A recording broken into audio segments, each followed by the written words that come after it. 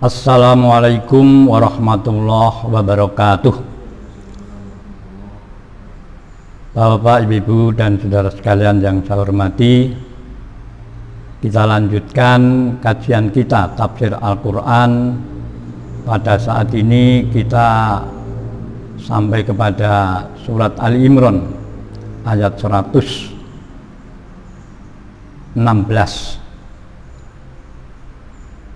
dengan tema anak harta dan anak orang kafir itu tidak sedikit pun bisa menolong daripada azab Allah. Ayatnya mari kita baca. A'udzubillahi minasyaitonirrajim. Bismillahirrahmanirrahim. Innalladzina kafaru lan tughniya anhum amwaluhum wala auladuhum minallahi syai'a ulaika ashabun narihum fiha khalidun. Artinya sesungguhnya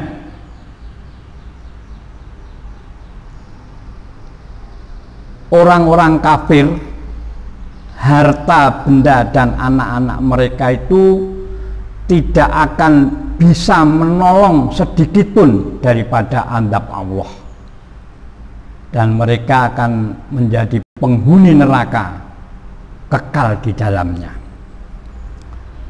Para bapak dan ibu sekalian yang saya hormati, ayat ini berkenaan dengan awal-awal Islam, bahwa para ahli kitab atau orang-orang kafir ini meyakini, membenarkan terhadap Rasulullah dan pengikut-pengikutnya, tetapi menganggap benar dia, tapi tanda tanya, mengapa Rasulullah dan pengikutnya itu benar kok anaknya sedikit, miskin, sedangkan kami ini yang tidak beriman atau tidak mengikuti Rasulullah mempunyai kekayaan yang banyak dan anak saya yang banyak, sehingga nanti diharapkan atau harapannya itu harta yang banyak dan anak-anaknya itu bisa membebaskan daripada azab Allah. Maka turunlah ayat ini, yaitu innalladzina kafaru lan tughniya anhum amwaluhum wala auladuhum minallahi syai'a wa ulaika ashabun narihum fiha khalidun. Bahwasanya orang-orang kafir itu, sesungguhnya orang-orang kafir itu hartanya yang banyak dan anak-anaknya itu tidak sedikit pun tidak akan bisa menolong dari azab Allah. Karena apa? Karena mereka tidak beriman pada Allah atau mengingkari ayat-ayat Allah, mengingkari utusan Allah, mengingkari kebenaran. Dia membanggakan bahwa hartanya ini dan anaknya itu akan bisa menyelamatkannya dari azab Allah. Maka oleh Allah mereka itu akan dimasukkan ke dalam api neraka dan kekal di dalamnya. Nah, ini untuk menjadi perhatian kita bersama, sehingga kita itu mungkin di kalangan orang Islam, orang yang beriman, kita tidak memiliki harta yang banyak, kita nggak usah pesimis. Selama kita memiliki keimanan, kita akan bahagia baik di dunia maupun di akhirat. Walaupun orang kafir yang hartanya banyak, kebahagiaan di dunia ini pun kadang dia tidak berbahagia, apalagi besok di akhirat jelas oleh Allah dikatakan sebagai ahli neraka. Sehingga mari kita teguhkan iman kita, apabila kita mempunyai harta yang banyak, kebetulan kita sebagai orang yang kaya, mari kita infakkan atau kita sodakokan atau kita keluarkan zakatnya, sehingga harta yang kita miliki itu akan bermanfaat bagi kita, bagi sesama, bahkan akan membebaskan kita dari api neraka. Demikian juga bagi yang kebetulan kondisinya sedikit harta, mari kita bersabar, berdoa, selalu memohon kepada Allah, karena di dalam kemiskinan itu banyak juga kasih sayang Allah. Dengan kesabaran dan selalu kita berdoa akan dikabulkan oleh Allah SWT. Dengan kekayaan, kalau tidak bisa mentasarufkan dengan baik sesuai dengan tuntunan Allah, ini juga akan menjadi bencana. Karena di dalam harta kekayaan kita itu banyak kewajiban-kewajiban kita yang harus kita laksanakan. Dan besok kita akan ditanya sebelum kita menginjak kaki kita, itu akan ditanya, dari mana hartamu kamu dapat dan kemana hartamu itu kamu tasarufkan, kalau kamu nafkahkan. Ini akan menjadi lebih berat. Ini bagi orang yang kaya. Mudah-mudahan di kalangan kita, orang-orang yang kaya ini sudah sadar untuk selalu bersedekah dan berinfak. Dan bagi yang miskin, insya Allah selalu bersabar dan berdoa, selalu memohon dari kasih sayang Allah. Semuanya itu dari Allah. Kekayaan ini dari Allah. Kalau kita memandang bahwa kita mungkin kurang harta, ini semua dari Allah, insya Allah jiwa kita akan bersyukur dan kita akan mendapat tambahan nikmat daripada Allah SWT. Kemudian ayat yang berikutnya,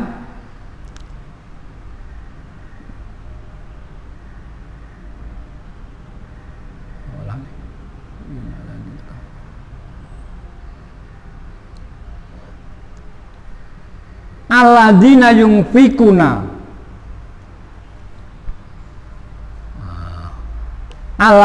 yunfikuna fi hadhil hayatid dunya kama salirihin fiha sirun asobat karsa qaumin dalamu angfusahum fa ahlakathu wa mawlahu yuridu dulma walakin angfusahum yadlimun.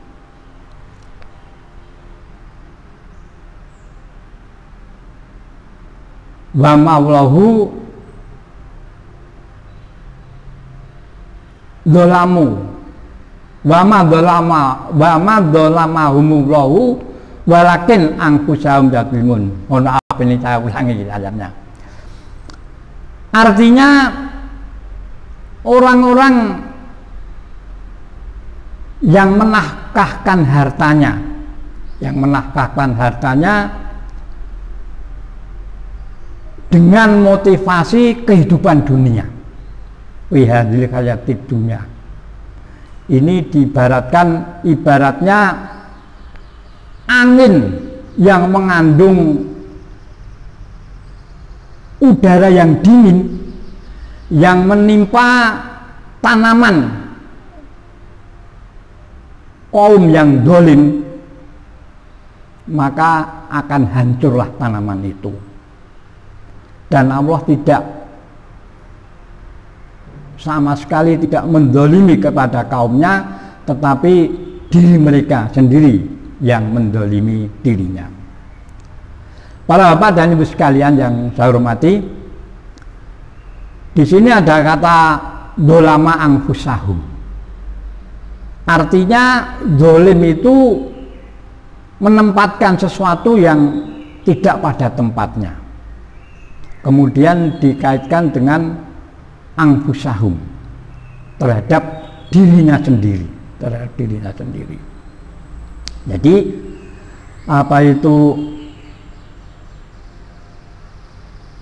perumpamaan orang yang menafkahkan hartanya motivasinya bukan karena Allah, tapi fil hayati dunya, hanya motivasinya di kehidupan dunia saja.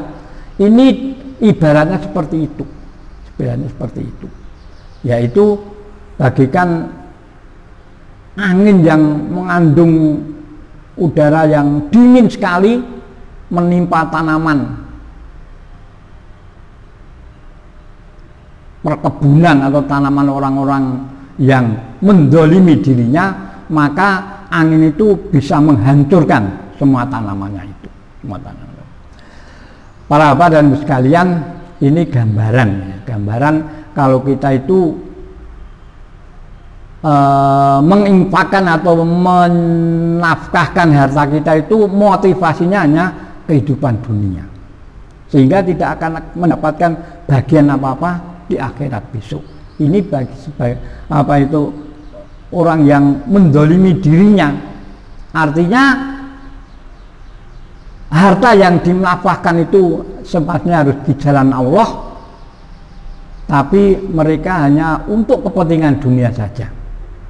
Mungkin di kalangan kita ini banyak amal usaha, baik itu pendidikan, baik itu rumah sakit, baik itu usaha-usaha yang lain.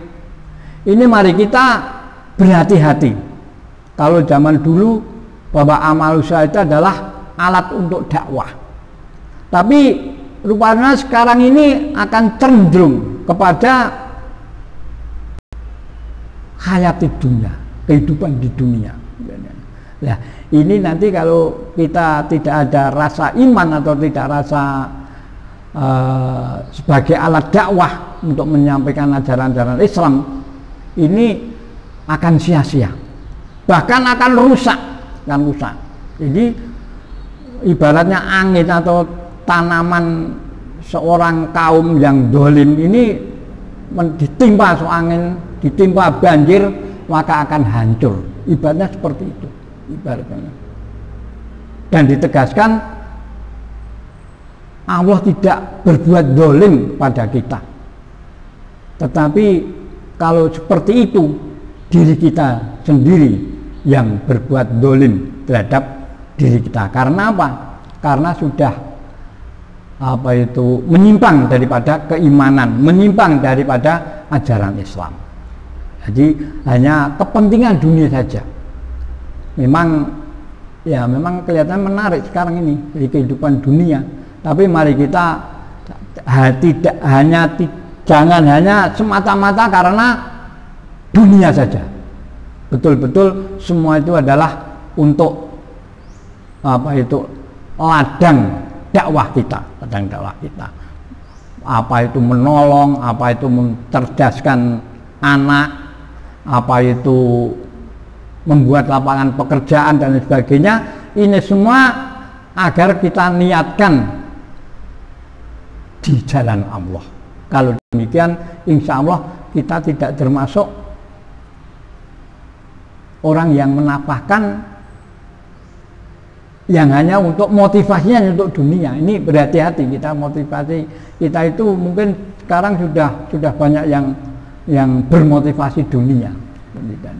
Maka dari itu dengan ayat ini mari kita jadikan landasan agar amal usaha kita yang banyak atau dalam diri kita sendiri-sendiri ini kita motivasikan atas dasar iman kepada Allah, sehingga apa yang kita kerjakan itu tidak hanya menguntungkan diri kita di dunia ini, tetapi besok di akhirat kita akan mendapat balasan dari Allah yang lebih banyak lagi.